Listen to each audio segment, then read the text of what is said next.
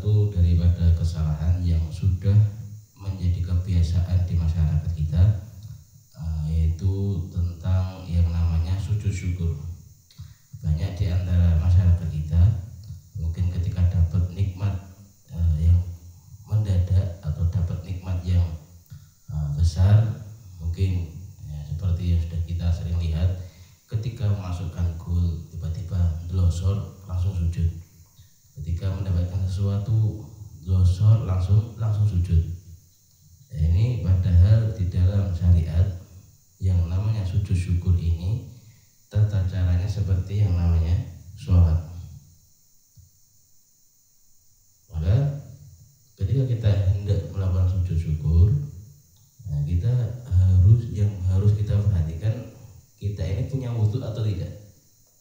Jadi ketika kita hendak melakukan sujud syukur, yang pertama kita punya wudhu atau tidak.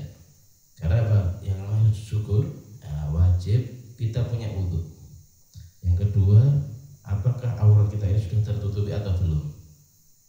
Karena ketika kita hendak melakukan sujud syukur, hal yang harus diperhatikan yang kedua, kita juga wajib menutup yang namanya aurat kita. Dan tata caranya juga ada tata caranya. Enggak asal-asalan delosor sujud padahal enggak punya wudhu, padahal enggak nutup aurat tiba-tiba langsung sujud. Ini tidak diperbolehkan di dalam agama Islam. Jadi ada tata caranya ketika kita hendak melakukan sujud syukur. Yang pertama tadi kita harus punya wudhu.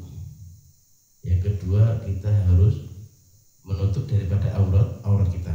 Yang ketiga yang harus diperhatikan juga, kita harus menghadap yang namanya harus menghadap kiblat. Nggak boleh sembarangan kita ini melakukan sujud tanpa menghadap daripada ke kiblat. Maka yang itu tadi yang harus diperhatikan ketika kita hendak melakukan sujud syukur. Apakah langsung sujud? Tidak. Seperti sholat harus diawali dengan niat. Takbiratul ihram dengan niat hendak melakukan sujud syukur. Jadi memakai yang namanya takbiratul ihram. Harus takbiratul ihram dulu dibarengi dengan niat, kemudian baru melakukan yang namanya sujud.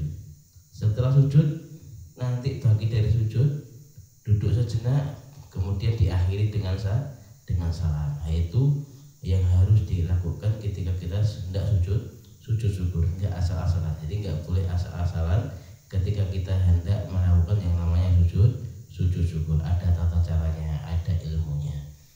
Di antara masyarakat kita banyak